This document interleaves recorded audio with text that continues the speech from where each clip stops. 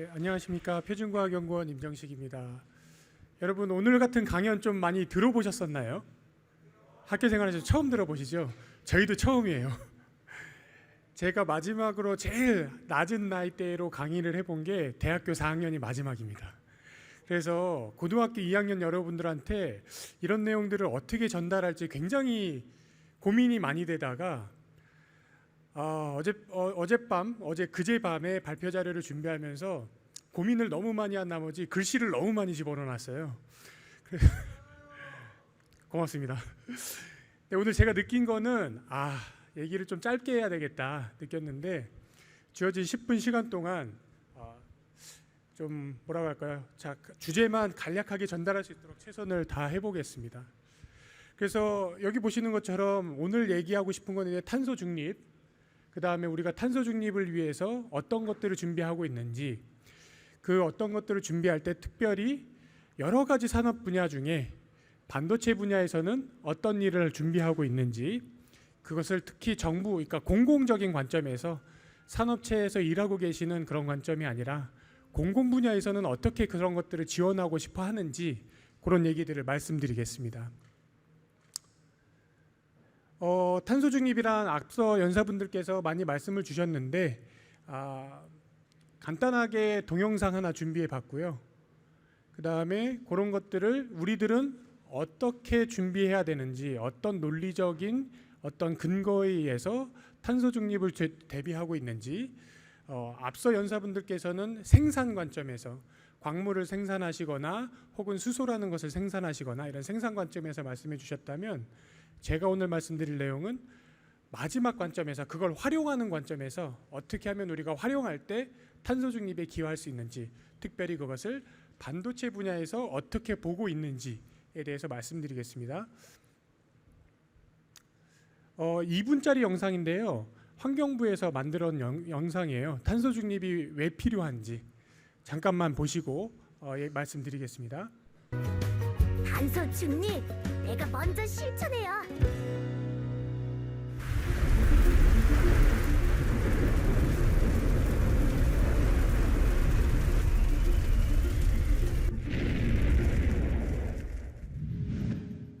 이 모든 게 지구가 뜨거워져서라고요? 맞아. 우리가 만들어내는 이산화탄소들이 지구를 둘러싸고 열을 빠져나가지 못하게 만들어서 마치 온실처럼 뜨거워지고 있어. 이산화탄소는 왜 생기는데요? 가장 큰 이유는 자동차를 탈 때 사용하는 석유, 집에서 난방이나 요리할 때 사용하는 가스, 그리고 발전소에 쓰이는 석탄처럼 무언가를 태울 때 공기 중에 산소와 결합해서 만들어져. 우와, 우리가 생활하는 대부분이 탄소를 발생시키네요. 그럼 만들어진 이산화탄소를 없애버리면 되지 않을까요? 그렇지. 우리가 만들어내는 이산화탄소의 양을 다시 자연이 흡수하거나 우리가 제거해서 제로로 만드는 것이 바로 탄소 중립이야.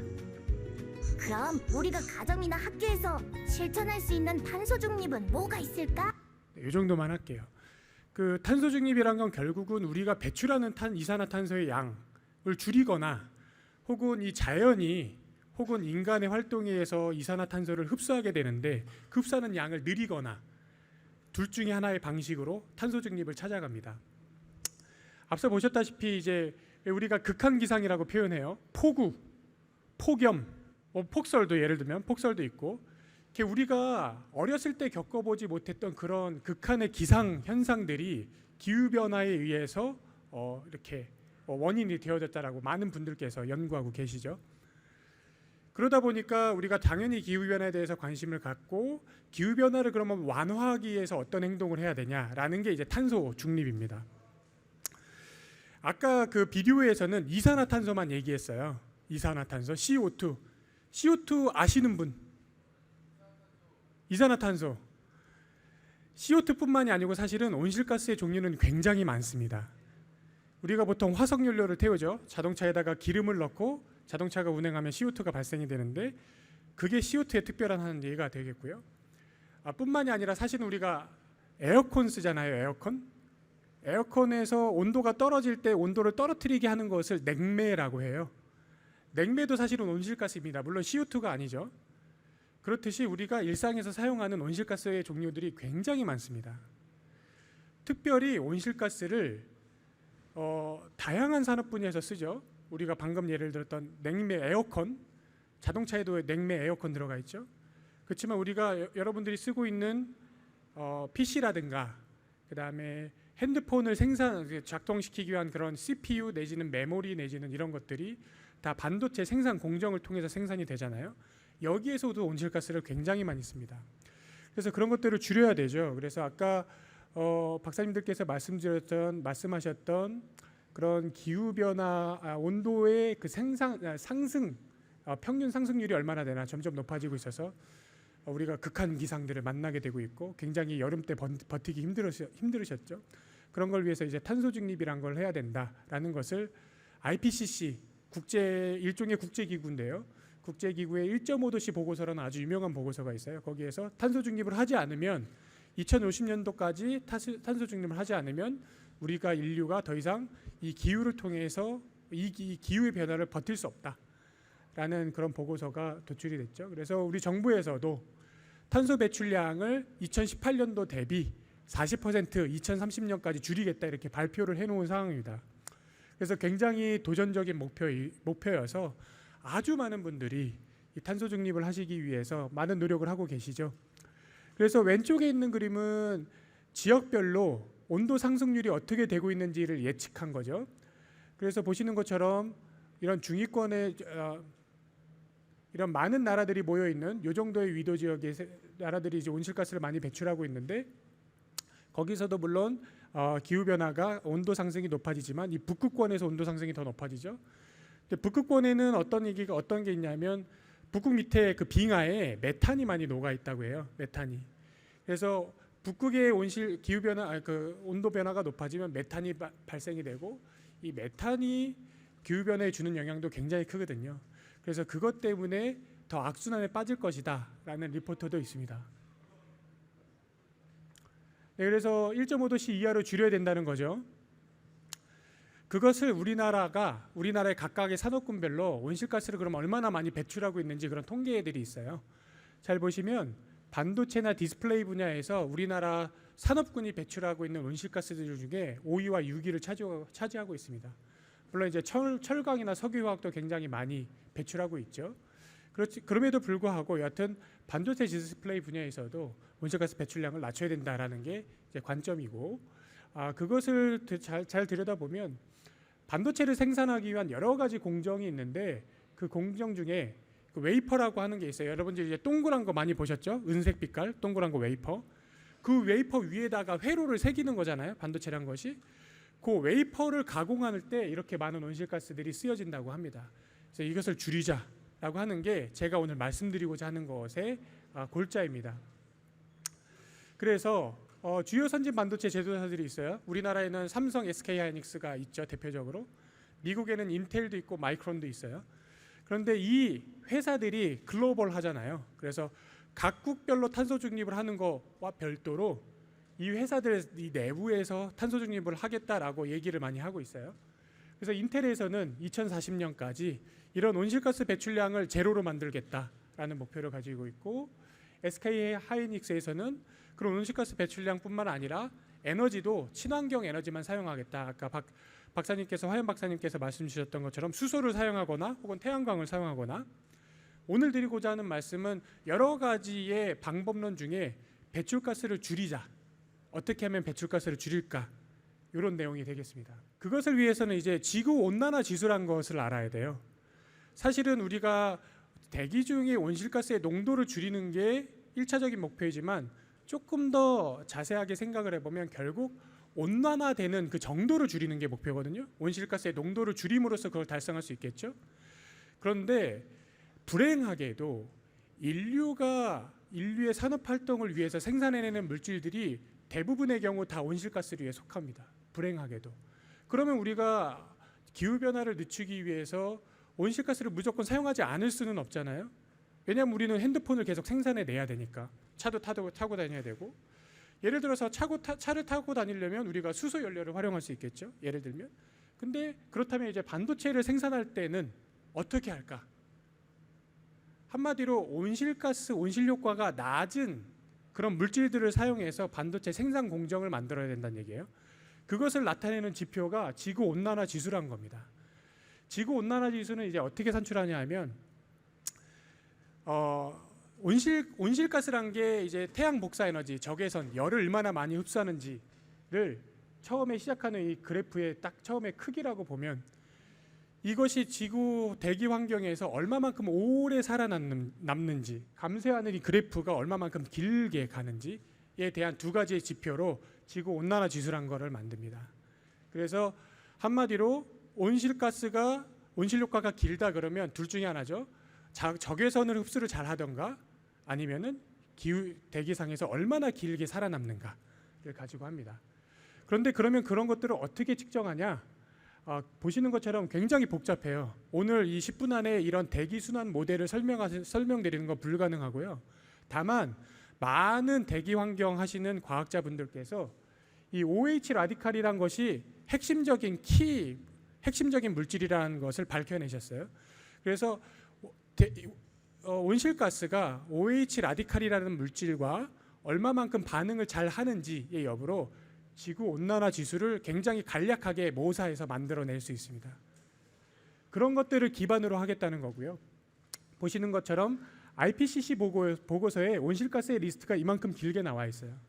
그 이 온실가스들이 얼마만큼의 GWP, 지구 온난화 지수를 갖는지 이렇게 리스트해 놓으셨습니다. 그래서 GWP가 그러면 또 어느 것에 중요하냐? 아까 우리가 이제 국가별로 온실가스 배출량 통계치를 보고하도록 되어 있는데 그게 CO2의 동등량 수준으로 보고하도록 되어 있습니다.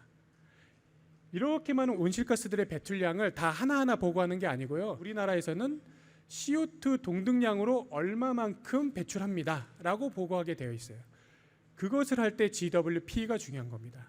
그래서 GWP는 CO2 대비 어떤 특정한 온실가스의 온난화 지수의 양이 얼마나 되는지를 매개로 해서 온실가스별 배출량 곱하기 GWP 해서 CO2 동등량 수준으로 산출을 합니다. 그래서 핵심은 뭐냐 하면 이 GWP가 낮은 공정을 만들어야 된다는 게 핵심이에요. 그래서 아이디어는 간단합니다. 기존에 사용되었던 GWP가 높은 온실가스들을 감축하고 그거 대신에 GWP가 낮은 온실가스를 사용해서 공정을 개발하겠다가 핵심적인 아이디어입니다. 아이디어는 간단하죠. 그렇지만 사실은 실제 공정에서 얼마만큼의 어떤 효과를 갖고 온실가스의 배출량을 낮추는 것뿐만이 아니라 사실은 공정에서도 활용될 수 있어야 되니까 공정에서 이게 어느 정도의 효과를 못 낸다고 하면 대체하는 효과가 없겠죠. 그래서 핵심은 온실가스 GWP를 낮추고 공정에 대해서 활용되어지는 그런 공정의 특성은 그대로 유지하는 그게 핵심이 되겠습니다. 그래서 많은 분들이 이 대체가스를 개발하는 일에 종사들 하시고 그 다음에 그것을 이용한 공정을 개발하는 일에 종사를 하시고 저는 그러면 실제로 그 공정에서 온실가스 대체 효과가 있냐라는 것을 측정하는 일에 종사합니다. 이 부분이 이제 표준연에서 하는 역할이죠. 왜냐하면 우리는 국제사회에 보고를 해야 되기 때문에 국제적으로 이 보고치가 어느 정도의 신뢰도를 갖고 있는지를 확인할 필요가 있잖아요.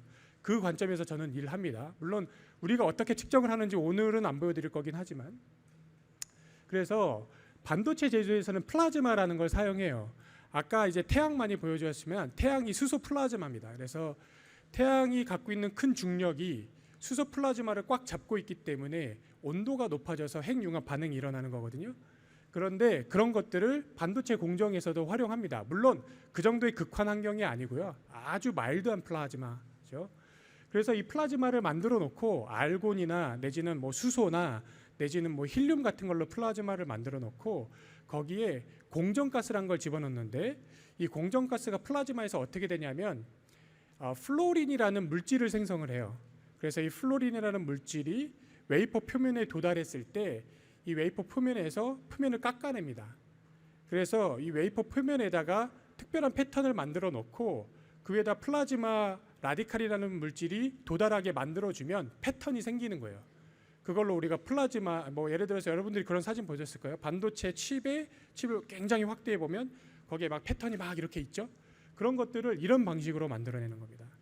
그래서 우리가 원하고자 하는 것은 플로린이라는 공정의 식각 공정에 도움이 되는 그런 물질을 많이 생성하되 그것의 모체가 되는 그 공정가스, 온실가스라고 얘기했던 그 놈의 GWP를 낮추겠다라는 게 이 아이디어의 핵심입니다.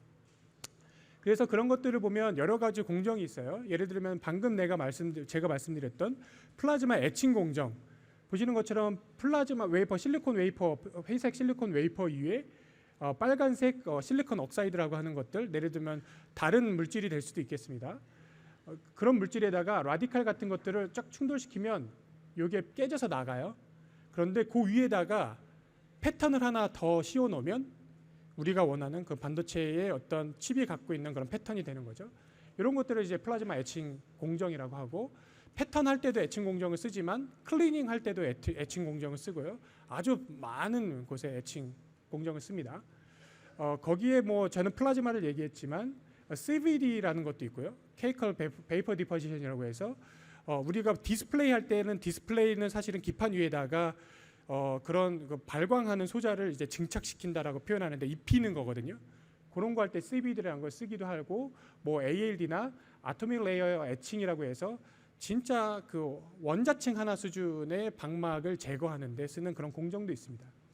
이런 공정에 사용되는 이런 프리커서들, 공정가스라고 하는 것들을 GWP가 낮은 것으로 대체하겠다. 저는 그런 것들이 진짜 낮아졌는지를 측정을 통해서 알아내겠다라고 하는 것입니다. 그래서 그런 것들을 위해서 뭐 여러 가지 이슈가 필요합니다. 하나는 굉장히 민감하기 때문에 이 공정을 깨트릴 수가 없어요. 예를 들어서 웨이퍼가 현재 뭐 삼성에서 돌아가고 있는 3나노 공정에 딱 웨이퍼가 들어가서 나올 때까지 3달 걸립니다.